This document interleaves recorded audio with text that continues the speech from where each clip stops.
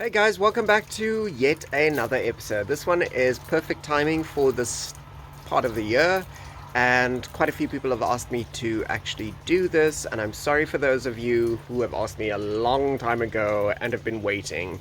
Now is the time to actually do this episode.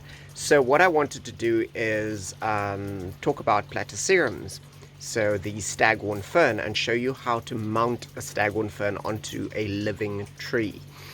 Now, first and foremost, Platyceriums, if you didn't know, or Staghorn Ferns, there are many different types.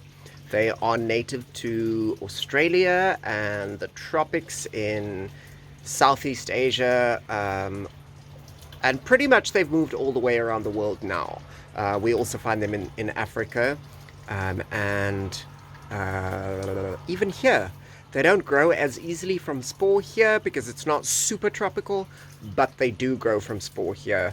I have seen them grow on the corners of buildings and things like that in Neisner, in the wilderness forests, and that sort of thing. So, why did I say that it's perfect timing for this? Well, because of the growth habit of Platyceriums, and let me just show you a little bit about the growth habit and when the best time is to actually mount them. Okay, so let's do that. So really, this is called the sexual frond. Okay, so ferns don't have leaves. Firstly, I did mention it's a fern. It is an epiphytic fern, which means it's a tree-growing fern. It has fronds, not leaves. So the rest of the plant kingdom, or for the most part, palms also have fronds. But this is basically a frond, not a leaf. This is called the sexual frond, and this is called the basal frond, or the basal plate. Okay, so the plant will alternate every 6 months. It will alternate more or less every 6 months. It will alternate between producing basal plates and producing sexual fronds. So these are the ones where you'll find the spores that develop on the underside when the plant is reaching maturity, or once it's reached sexual maturity and it begins to actually produce spores. Okay, so I do have a bigger version here, which I've just kind of stuck onto a piece of wood. I'll show you a couple of them. But I don't have any of my enormous ones here at the nursery, unfortunately, just yet, but soon, because the trees they're growing quite quickly. I have mounted a little one like this onto a tree, and then I just remembered, hey, I need to make an episode for y'all. So that's what we're gonna do. So I'm going to select out of these few Platyceriums that I have, the three, I think they're like 7 or 8 of them or something, that I think are nearing readiness to actually mount. And then I'll show you the one that I mounted probably about 2 weeks ago. So the best time to mount a Platycerium is when it is doing basal fronds, because the basal fronds protect the plant. It shields itself around the tree. Okay, actually, let me show you this. Okay. Right, so here I've got a very beautiful little two baby Platyceriums. I germinated these from spores, like what ages ago? Probably 2 years ago, 2.5 years ago. And so now you can see that they're starting to produce their shields. Here is another. So this is just a basic bifurcatum. So Platycerium bifurcatum. So it's pretty much the regular staghorn. There's another one right here, and you can see that it's actually starting to put the shield over the pot. So this is basically I think it's a 7-centimeter pot. So one of the problems for me has been with Platyceriums, is if you look at the nursery, if I just pan outside, you can see that we don't have very many big trees, right? So if you look at some of the previous episodes in the playlist Starting Fresh and Dreaming Big, you would see where this was about 2 years ago. So we literally have grown all of what you see outside in the space of 2 years. There was nothing, absolutely, and when I say nothing, I mean there was grass outside. Not lawn, it was just wild grass, like field. And so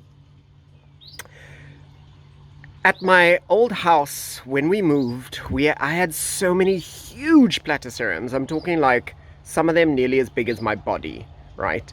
And and so what's happened is I have been unable to remove those from a tree because I don't have another space to put them on. So the occupant of the house currently has been grateful enough to actually, I mean, not grateful, I've been grateful because they've been kind enough to tell me that I can come and get them whenever I like. So as soon as the trees are old enough, that's when I'm going to go and get them.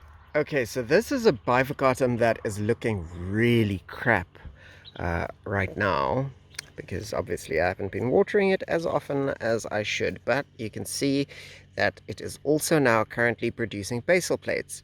There's also this one. This is a P.veitchii, and again, also starting to produce basal plates right now. So this is a P.veitchii. This is beautiful.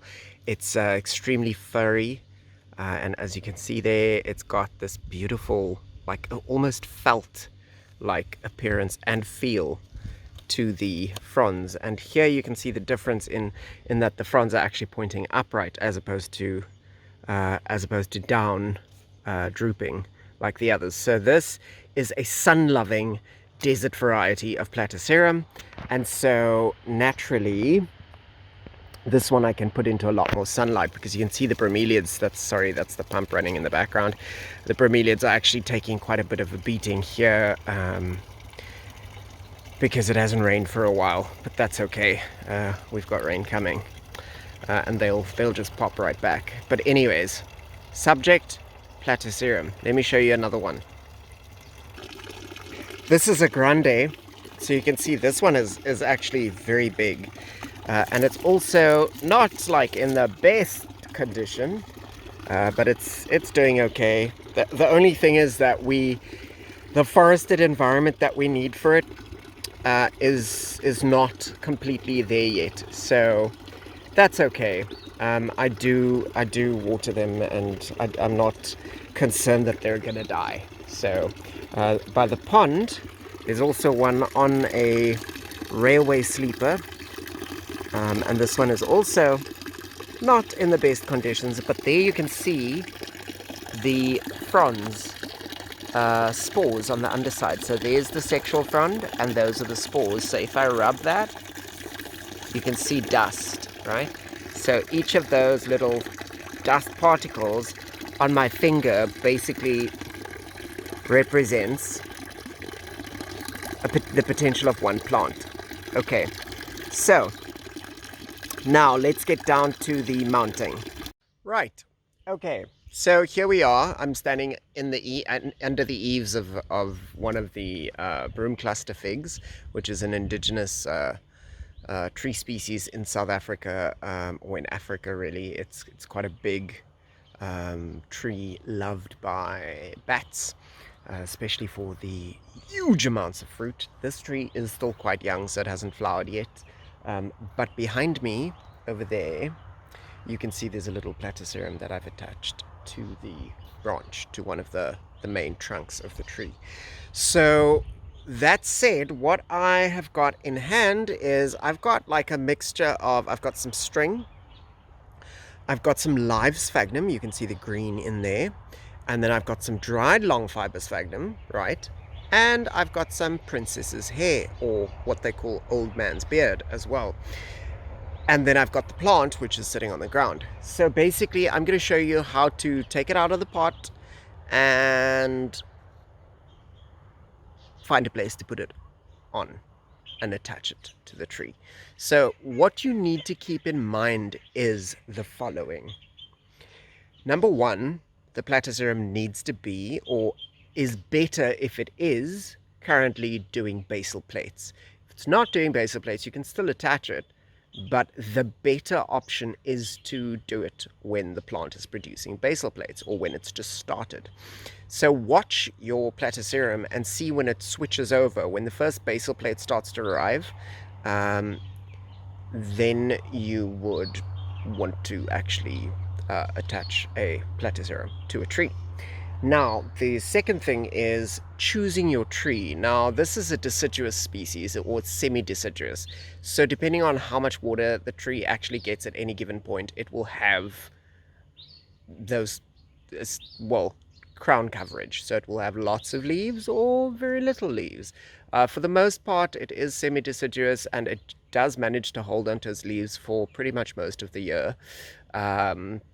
I think in midwinter it will begin to lose its leaves to prepare for spring, for the onset of spring. So, but I can never be sure with these guys because they're so temperamental. Okay, so what I mean with that is you basically want to, if you're going to have a deciduous tree, keep in mind that when it has no leaves, the plant that you've placed onto the trunk will now be receiving copious amounts of sunlight, okay? Which may be a good thing and it may be a bad thing depending on where you live. The other thing also is, if the tree is a type of species that's generally susceptible to infection of any kind, and when I say infection, I usually mean bugs.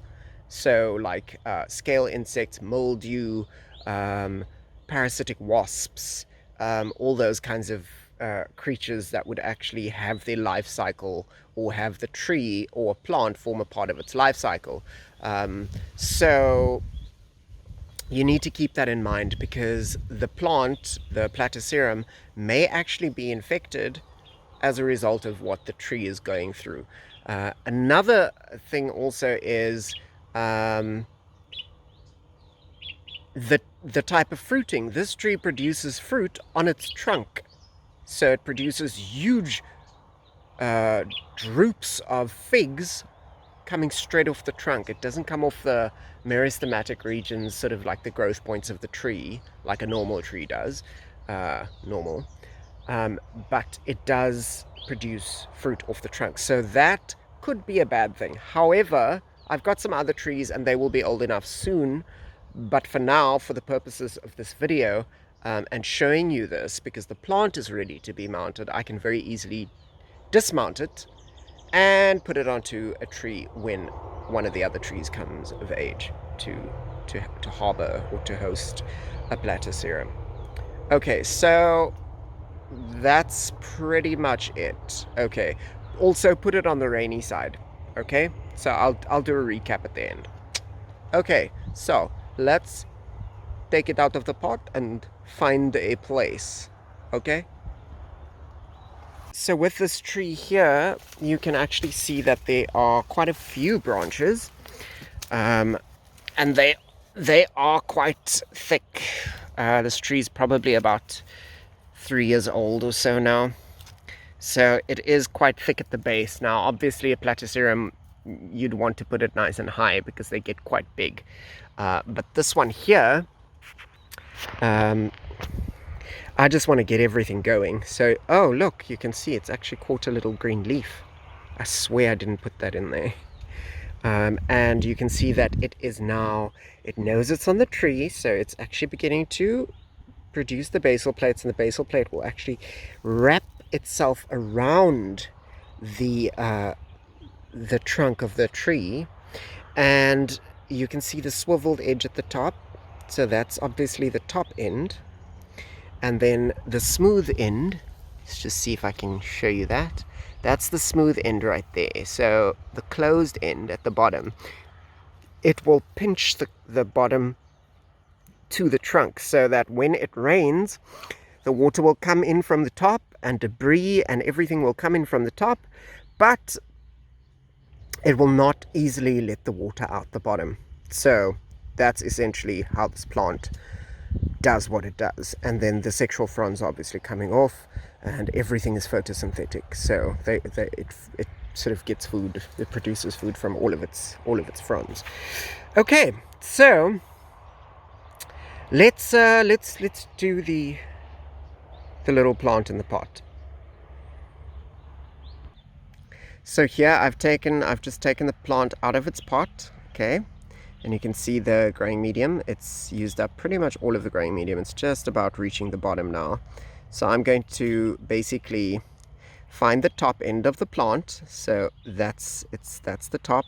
There you can see the little swivelly bit, and then that's the bottom, and you can kind of actually see where it starts off. So you really got to get this right. You don't want to put the plant upside down. Okay, so that's the top end, that is bottom end. Okay, so what I'm going to do now is I'm literally going to break it apart. Okay, you don't need to be super gentle. I mean don't abuse the plant, but what I want to do is I want to create a space down the middle of this so I can wrap this side and that side onto the trunk. Okay, and then I will attach it with some string. I will put the string around the outside of these basal plates, and I'll try for underneath first, and if I can't slip the string in underneath without damaging these basal plates, then I'm gonna have to put them over the top and just try and not tie them too tightly so that the plant is able to increase the size of the basal plate to match the trunk of the tree that it is growing on. Okay, hope that makes sense. We'll see in a second. So what I've done now is I have basically put a piece of string at the bottom of the plant and a piece of string slipped it underneath at the top. I do have some more string just in case I need more, but then on the back end I've sort of sandwiched in the sphagnum moss, live and dead, okay, for extra moisture absorption for the beginning phases, so that this plant actually gets itself attached without too much stress. I'm going to position it on the shady side of the tree, on the rainier side as well, which happens to be the case in my case, and then yeah, and then I'm going to tie it on. So let's just try and do this with one hand, guys. Bear with me. So essentially this is the part of the trunk that I'm going to place this plant onto.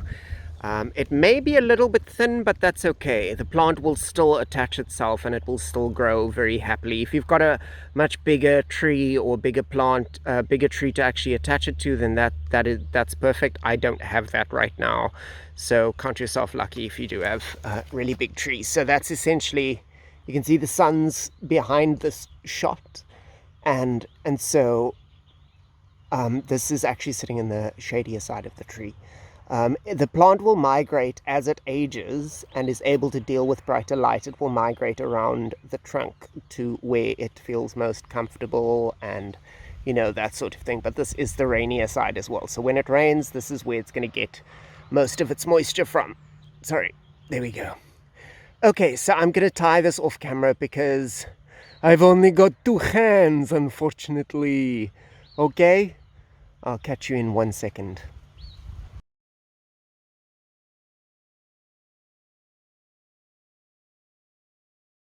Ta-da! Okay, so there you can see the plant is completely attached now. Okay, so you can see all the debris and things sort of sticking out along the side. That's okay. The plant is quite small, so the reason why I use this much material to attach the plant with is because I'm not around all the time. And so I may just forget to water it, and I don't want the plant to suffer. So the reason for the sphagnum is because it's got 10 times its weight in water when it absorbs water. It's got that ability. So I'm going to drench this with water and then just keep it damp for the most part until these basal plates have actually completely stopped growing, so until they are fully covered. And then the next lot, that little one down there, will also start to do the same thing. And so basically these two they'll start to feel the tree, but they've already started growing, so they don't necessarily, it might be a bit too late for them to judge the size of what's going on around them, or that sort of thing. So the plant will feel how big it needs to make this disc. Okay, so, and then the next lot will actually be bigger and better, and as it goes for the next 6 months, it will begin to sufficiently close up all of this rubbish that you see around the outside, and then the plant will attach itself, much like this one is busy doing. This has only just been a few days, so here you can see this one has got a much better positioning, and it is tied very simply around the back with just some knots around the back here, and then this stuff is basically just protecting it from moisture loss. So on the inside is pretty much the same as the other, which we've just done. So let me show you the back of the other. So this is the back of the other one, and then I've taken some of the pots debris that the growing medium. You can see some fern root on there, so I've just kind of dropped that on top. So I'm just going to wet everything down like this. So I'm going to water it just like this and make sure that it gets nice and soaked, and some of the stuff might actually start to fall off, it might get rinsed off. But that's okay. It's alright, it's okay. The plant's gonna grow anyway.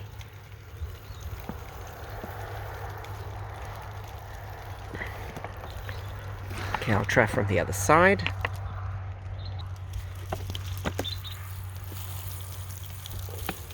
Yeah, that stuff wants to fall off, so I'm just gonna stick that in behind the shield there. Okay. Yes, drink up, my precious. Drink it all. This is so difficult to film and water, but there you go. Now I'm also just going to give the other one some water right here. Since I am here, just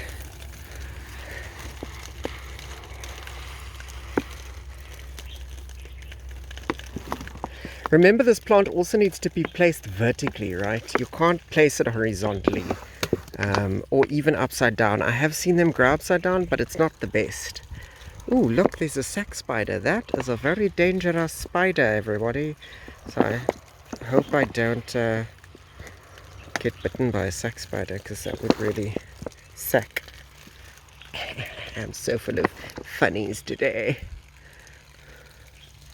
So yeah, that's that. Just going to give it all the water I have in this bottle. Really soak it up really nicely. Okay, and give the other lady some as well. There we go. And we're almost at the end.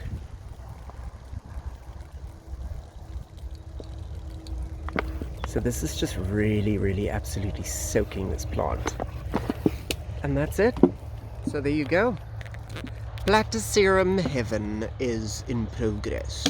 And it looks like we have rain on the horizon. So guys, if you like this video and you have some comments or questions, please hit me up in the comment section. Click the like button, or just message me on Instagram or on Facebook or whatever. Get into contact. Let us know how you found this episode.